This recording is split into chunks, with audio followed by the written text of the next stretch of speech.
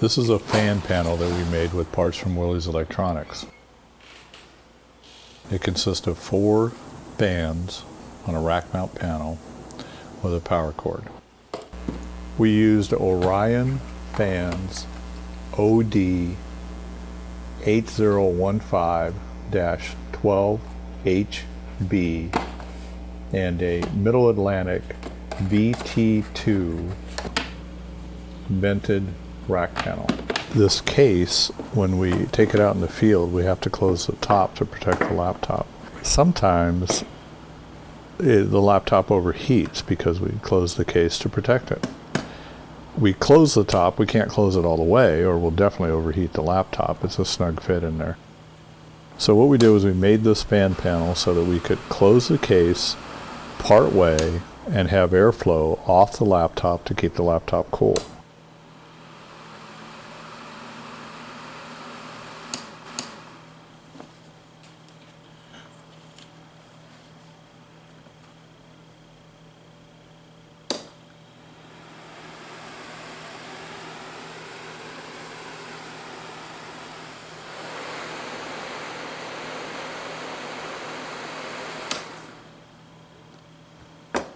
Gonna work? Yeah. Yeah. Okay, so putting together this fan panel, here's what we have. We have our 4 fans. We're going to lay the 4 fans out on the panel and we're going to figure out where to start the first one. All we need to know is where the first one goes and then we can set all the rest of them next to it. We have 4 fans and 4 fan guards and 1 VT2 Middle Atlantic rack mount vented panel.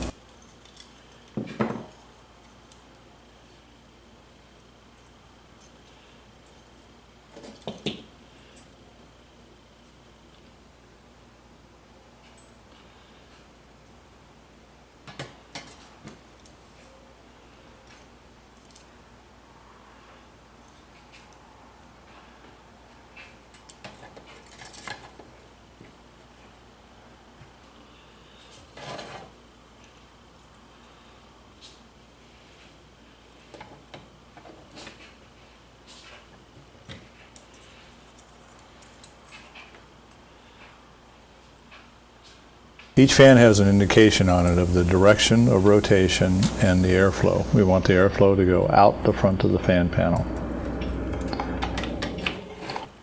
Now figuring out where this goes and how it goes, there's no common core required. You simply measure the length of the panel and then you measure the length, the cumulative length of the 4 fans together. You subtract the 2 and you come up with the difference, divide that by 2, and that's how far you come in on the end.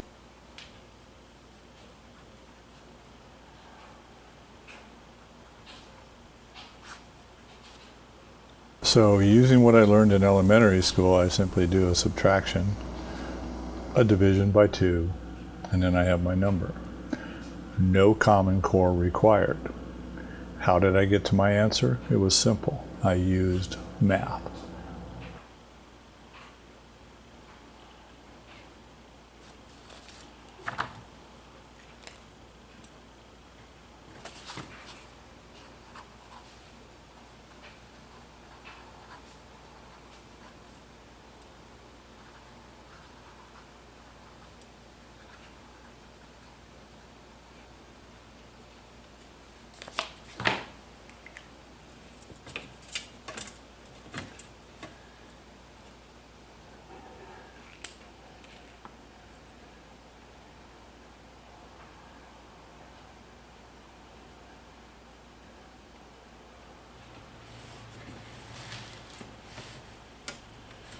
After I get the location of the first fan, then I start mounting the fans using a zip tie going through the perforated panel and back, and make sure that I have the grill guards in place.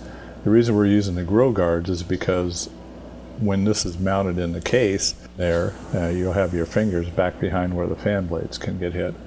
Not a good thing. If you're doing this in a rack, for a regular equipment rack, you can skip the grill guards.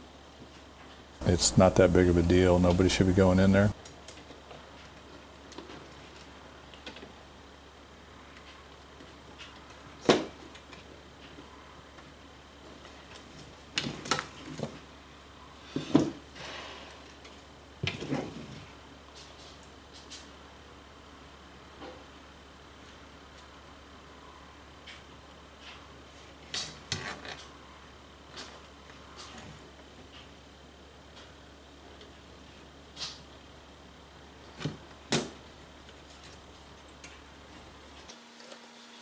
So I'm going to speed this up a little bit, and we got 4 to put on here.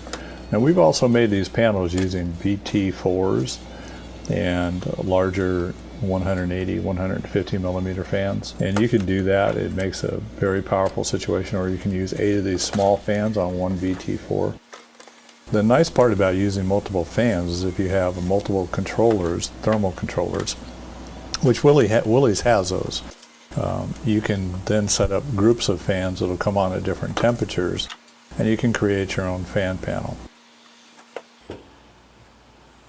One of the nice parts about doing it this way in an equipment rack is that you can put one of these VT2 fan panels that you make, one or more of them in the rack at different locations, rather than having to put one fan panel in that you bought. Middle Atlantic makes a great fan panel. It's got 4 fans on the front, thermal control, readout of temperature, and those are, Willy's has those. We bought several of those from Willy's a couple years ago and used them. They're very expensive, but I can tell you this too. I think we bought these in 2006, and these are the ones that we installed are still going strong. They run every day. Every day. The fans are going, the thermal control is going. Middle Atlantic is good stuff. It's the right stuff. After you get done with getting the fans mounted on there, then you want to start preparing your conductors, and each fan has 2 conductors, a red and a black. Take each conductor and put them together. So one thing I do is I twist the wires together so I can have them very organized and lined up. Then we connect 2 fans to one 18 gauge conductor or cable, and then we connect the other one, and that way we have each one of our pairs of fans is on a different power cord. For the operation that we intend to use this in, if it's hot, it's hot. If the laptop's on, it's got heat. And unless it's ice cold out, we really want those fans on. Any kind of electronic equipment, regardless of whether it's overheating or just running hot, you want to take off as much heat as you can. So that's why we're just going to run straight with no temperature control. I'm using 18 gauge butt splices to connect 2 fan wires together. Those are probably about 22 gauge wires.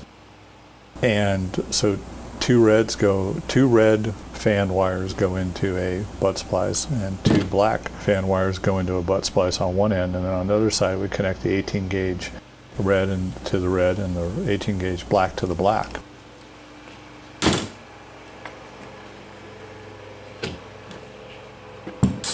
After I get done doing this, I'm going to put a heat shrink on to keep the cables organized, make it nice and neat, and also to protect it. We need some element of weather resistance. There's no way we're going to make this weather tight.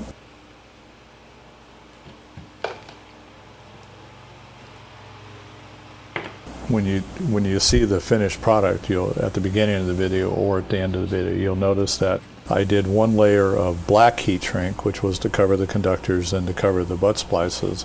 Then I did another layer of black heat shrink, so that at the end where we put an Anderson power pole connector, the black heat shrink covers the end of that and somewhat makes it weather resistant. The black heat shrink looks better also. It's only going to take a matter of a couple times out in the field for the white to look very gray.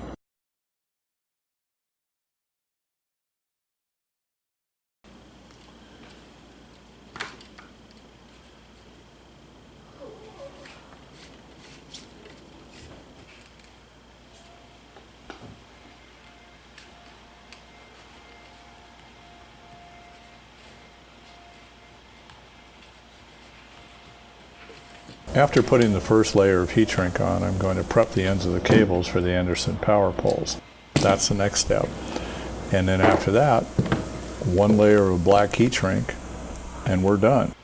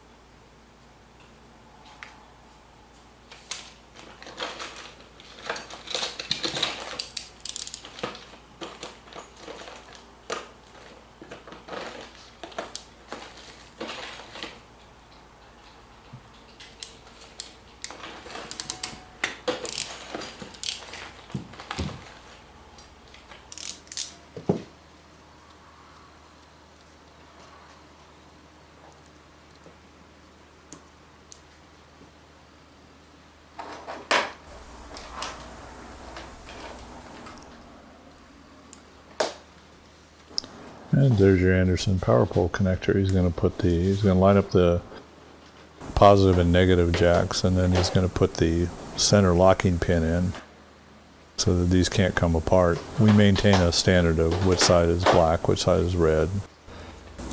An important characteristic of Anderson power poles is that the red and the black are polarized. You can only plug the red into red and the black into black. And that's very important for our operation where you have many different things that we connect all the time. They have to be a standard. So there you go, there's an Anderson power pole on the end of our cable. We brought two 18-2s together.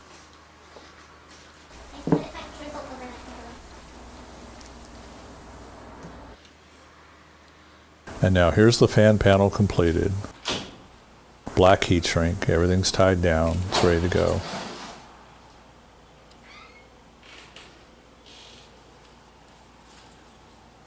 If you go back to the beginning of the video, you can see the installation of the fan panel in the front of the Throwmaster case and see it in operation.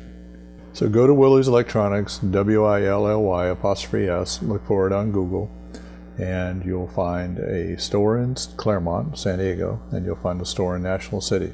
Both stores are amazing. Everybody there is very helpful and very friendly. Tell them you need some fans and a VT2 or a VT4 and make your own fan panel.